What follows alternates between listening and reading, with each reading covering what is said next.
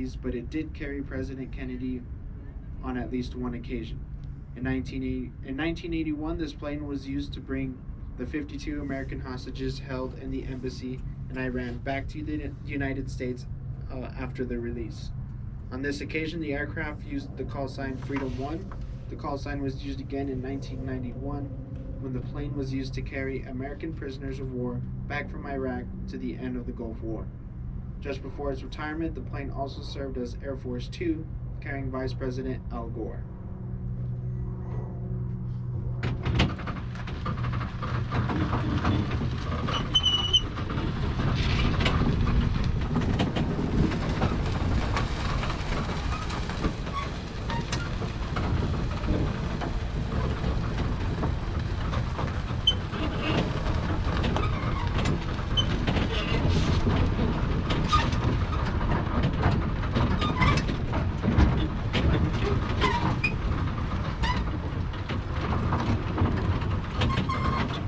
The green VH-34 Choctaw helicopter is on your left.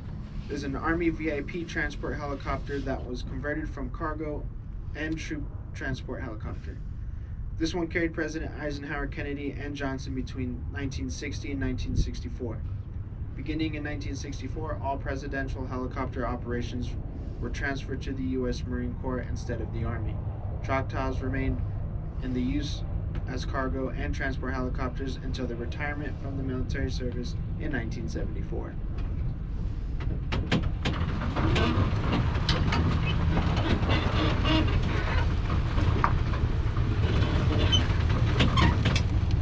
The next VIP transport we see is a triple-tailed Lockheed VC-121 Constellation on your left.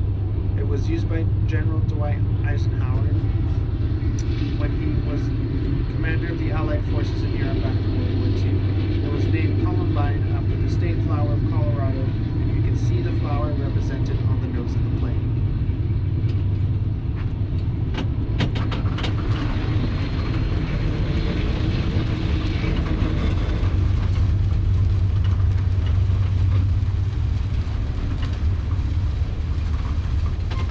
Yellow and black plane to the left is the Fokker C-31 troop ship, the militarized version of the F-27 Friendship airliner designed in the Netherlands. This is one of two that were developed or delivered to the United States Army to be used by the U.S. Army Golden Knights parachute demonstration team, and it was used with the team from 1985 to 2018. Members of the Golden Knights perform at air shows and competitions around the world, as well as take celebrities and heads of state on tandem jumps, including former President George H.W. Bush in 2004.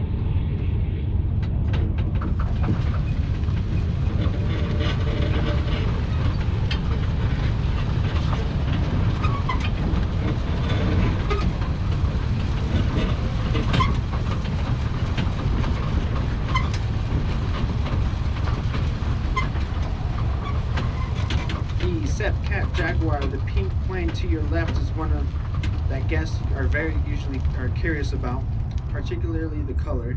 It was originally intended as a two-seat supersonic jet trainer and light attack aircraft.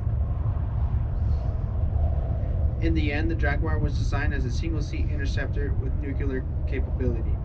They entered service with the French Air Force and British Royal Air Force in the early 70s. This one flew with the British Royal Air Force during the First Gulf War. The unique color of the plane is known as desert pink, and the color provided effective camouflage during operations in the desert sands of the Middle East.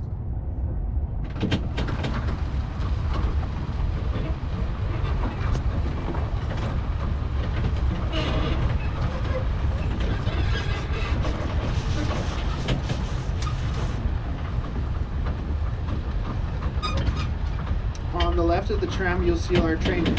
Military trainers generally have two seats, one for the instructor and one for the student. Prospective pilots are first instructed in the basics of the science of flight, like how to take off, land, and control a plane in the air. This training is often conducted in small propeller-driven aircraft. Once the basics are mastered, the pilots move up to the more sophisticated, faster, and often jet-powered aircraft. At this stage, they begin to learn the basics of high-speed flight and aerial combat. It is not until the pilot starts to train in the actual plane that they will be flying they learn combat techniques and how to employ their weapon systems. While many trainers are specifically designed for that role, others are modified and adapted from other areas.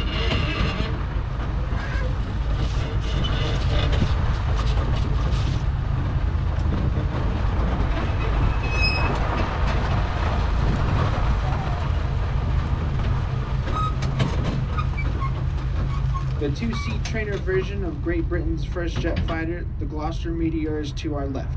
Meteors were the only Allied jet to see combat during World War II.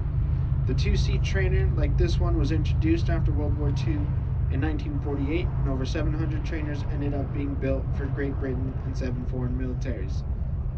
Today, there are still 2 Meteor trainers in use, with Martin Baker Company to test ejection seats. This one was restored using the nose of a night fighter because the original trainer nose was missing when the museum acquired the plane.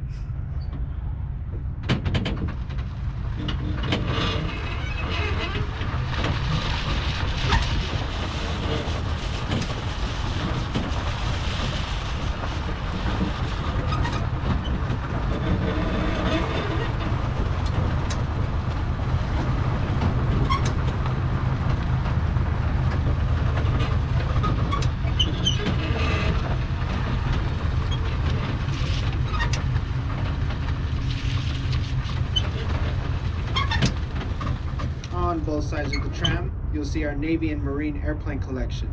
Many of these are carrier-based planes that perform the same job as land-based combat planes, fighters, and bombers, but also have to incorporate strengthened structures to withstand the forces of being catapulted off carrier decks and yanked to a stop while landing on ships. Taking off and landing on ships is one of the most difficult jobs an aviator can have. The runway is only 500 feet long. There are only 4 cables stretched across to catch the plane. In fact, the runway is moving away from you at 35 miles an hour and bouncing up as much as 30 feet at a time. Studies have shown that landing on the aircraft carrier is more stressful for a pilot than being shot at in combat, so being highly skilled pilots is a must for these planes. On the right side of the tram, we're going to look at the EA-6B Prowler. It is the gray aircraft with the long tube coming out of the nose. It is an electronic warfare aircraft designed to jam or destroy enemy radars. This Prowler has a unique history, and in the late 1990s, the Marines needed more Prowlers. One of the ways they got them was to refurbish old aircraft and put them back into service. For this airplane, 3 Prowlers were removed from the storage at AMARC facility here in Tucson, and their parts were combined into this one aircraft.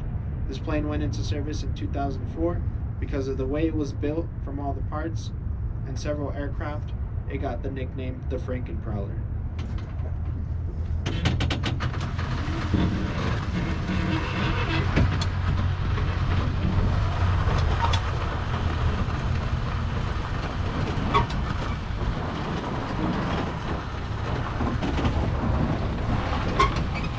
Thank you for riding with the Pima Air and Space Museum tram. We also operate the Titan Missile Museum in Green Valley.